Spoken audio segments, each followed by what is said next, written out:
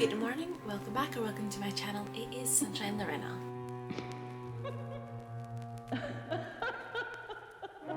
I'm going to be wrapping up my books in September today. I can't believe how fast September's went. I would like to make a quick note. I filmed this on the 27th of September because I'm going to have some visitors around and this is like the guest room and yes, I'm not going to have time to sit down and film my entire wrap up. So I will film obviously any other books that I do finish this month and add it into this, so I may look different later on. In fact, I'll put here if there is extra. I hopefully do finish some other books that I have on the go at the moment. So far this month I have read 5 books in September, which I think is really good. I think I might finish another 2 hopefully before the end of September. And yeah, let's just get into it. So the first book that I had finished in September is Scarlet Red, which is number 3 in the Mind F series by St. Abbey. Fun fact, I only just learned out that St. Abbey isn't the name of the author and it is Stabby. And I was just like, why did I not realise that it spells Stabby? Which makes sense because this is like, you know, thriller, dark romance, so, and there's murder, so Stabby is, oh, that is just so good. So good. I cannot believe I did not realise that sooner. Anyway, I'm just gonna also cover off now the other 2 books in the series, and they weren't the next ones I read in the month, but it just makes sense to cover all since they have the same synopsis because they are a series. I'm not going to obviously tell you what happens in each individual one, otherwise major spoilers. So I then in September I also picked up the 4th one in the Mind F series, which is All the Lies, and then the 5th and final book, Paint It All Red. So Scarlet Angel I gave 3 stars, All the Lies I gave 4 stars, and Paint It All Red I gave it 4 stars.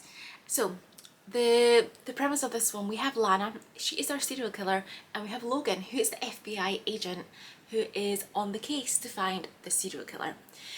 She is out you know, killing people, and it's for revenge. I'm not going to say anything else. And yeah, she randomly meets him in a bar one day and they end up hitting it off, and then she ends up finding out that he is an FBI agent, and not only that, he's on her case, but she can't resist him. Why it is a dark romance, but like, you know, those thriller aspects. So yes, very interesting, this like kind of dynamic of serial killer and FBI agent. I can't really say much else without, you know, giving anything away what happens in this, but I have to say, great conclusion. I really loved, you know, those final 2 ones. I really did enjoy them. It's been a bit up and down. Minimum I gave is 3 stars and then 3.5.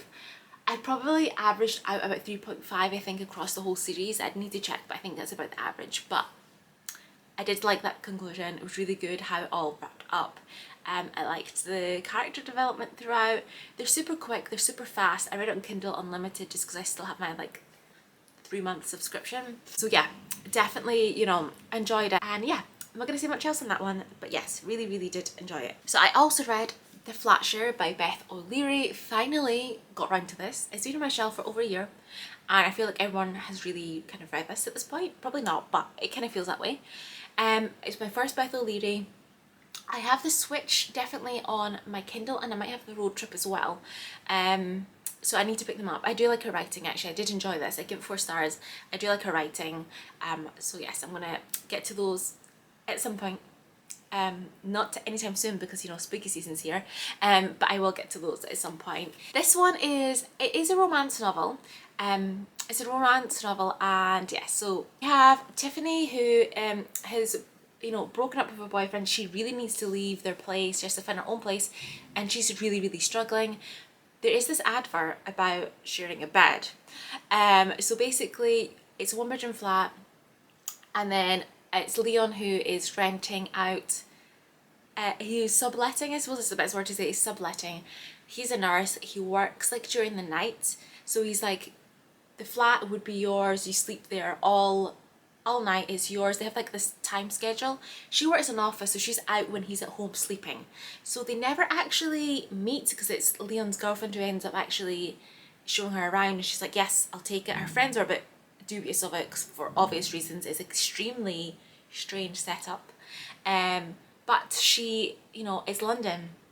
London prices are crazy. She doesn't earn that much, and this is kind of like her only option. She can't just keep living in her ex-boyfriend's flat, so she takes it. And obviously the flat share ends up being a little bit more complicated than expected for various different things that happen throughout this book. It's very interesting. I love both their characters. What else could I say without ruining it? It's really interesting, okay? It's really interesting how it's all set up. Yeah, I don't want to say much else because I don't want to ruin it, but like I said, 4 stars. Enjoyed the writing, enjoyed the character development. I liked the uniqueness of the story, exactly how it laid out. And yeah, fantastic. Recommend if you have not read this. And speaking of romances that I feel like everyone has read and I haven't, and I finally got around to reading Get a Life Chloe Brown by Talia Herbert. I actually read this on audiobook because I had Audible credits to use up. I still have a few, so if you have any recommendations, please let me know below, because I really need to use them up so I can cancel, because yeah, I'm just getting so many audiobooks that I need to cancel, so I need to use these credits, so let me know if you have any recommendations. But yes, I finally got around to this because like I said, I feel like everyone has read the Brown sisters romance novels and I haven't, so at least I've read the first one. And this is a contemporary romance. So in this one we have our main character Chloe Brown, in case you hadn't guessed, and she has a chronic illness, and she is a computer geek. She loves, you know, all that sort of stuff, like designing websites and all bits and pieces, but she has a goal: to get a life. It's a plan, it's a list she has of things that she wants to do to get a life, because she feels like she just doesn't do anything and she's kind of let her illness hold her back. The book picks up is she's ready in her own flat, which was her first step on her list, was to move out of her family's mansion because, you know, she's rich, guys. And yes, she has other things like the list, and the other items on the list were enjoy a drunken night out, ride a motorcycle, go camping, have meaningless but thoroughly enjoyable sex, travel the world with nothing but hand luggage, and do something bad. But obviously, you know, Chloe isn't somebody who does bad things. And yeah, so she needs a teacher to help her with, you know, the list, to help her do something bad, because she just doesn't know how to be bad. Red is our male character. He is a handyman. He like lives in the building. I'm trying to think what the word is now because it's completely went in my head. So yes, he looks after the building, so he gets free accommodation, he gets paid. He looks after the buildings where the flats are, and, you know, makes sure everything's okay with the tenants and fixes things. But yes, she does find him very handsome, obviously. He's also an artist, something that he's kind of moved away from, but he's trying to get back into. He has started to like kind of paint at night, and he kind of is hiding that from everyone he knows that he's back into painting.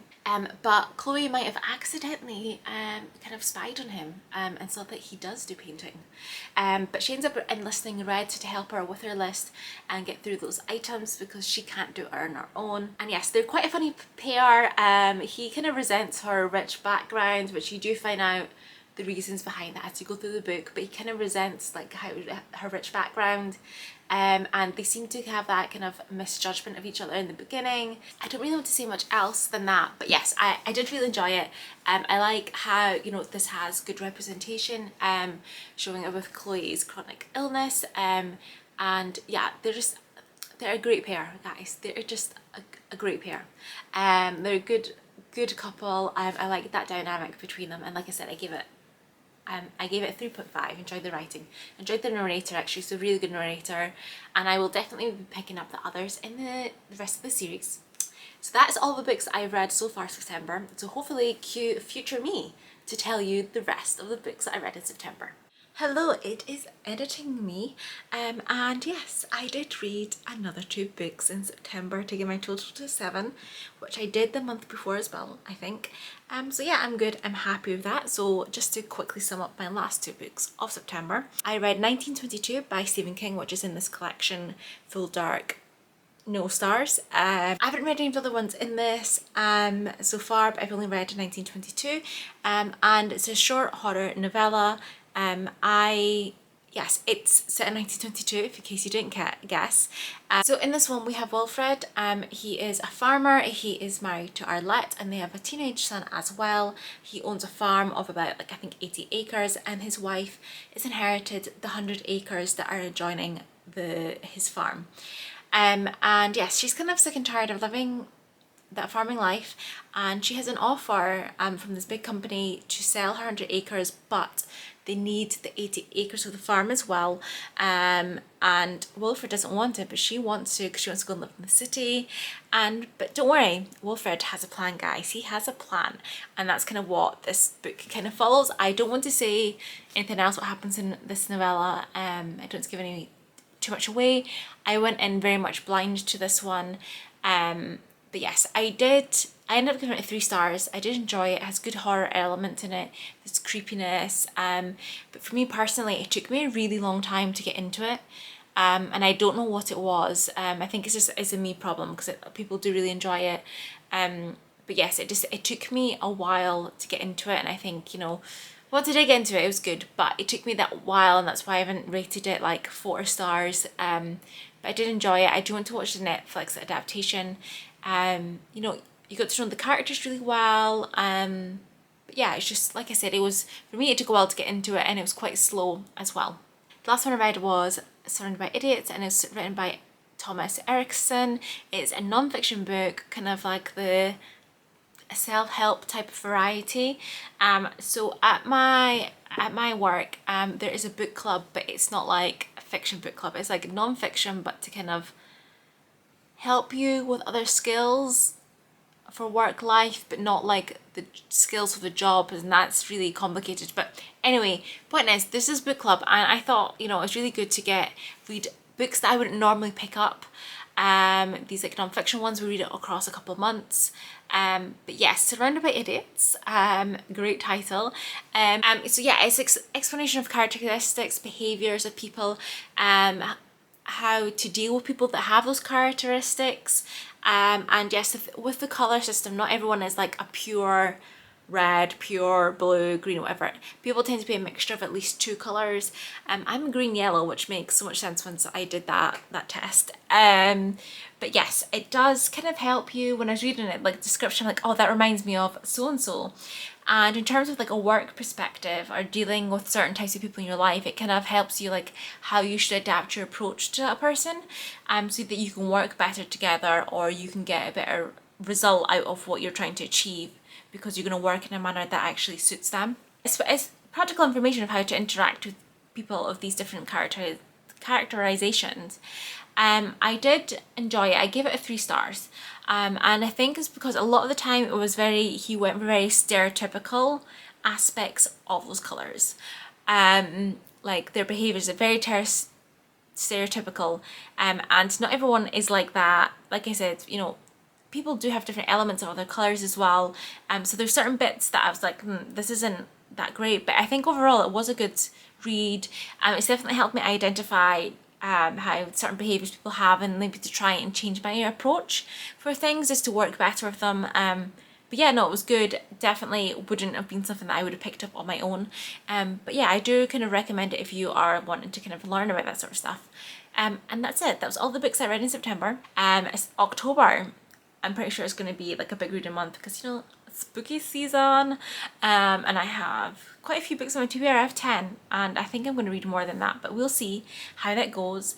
But yes, comment, let me know if you've read any of these books. Hit that like button. If you enjoy my content, please subscribe. It really helps a lot. And I will hopefully see you in my next video. Thanks for watching. Bye.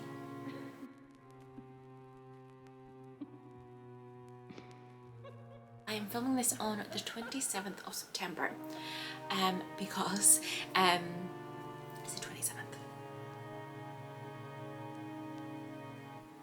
And yes, so far this year, and the very first one where we pick up, she's already on her own flat. She's with it is like the handyman, like the, what's the word I want to say, not superintendent. I've not read any of the other ones in this, and I just dropped that.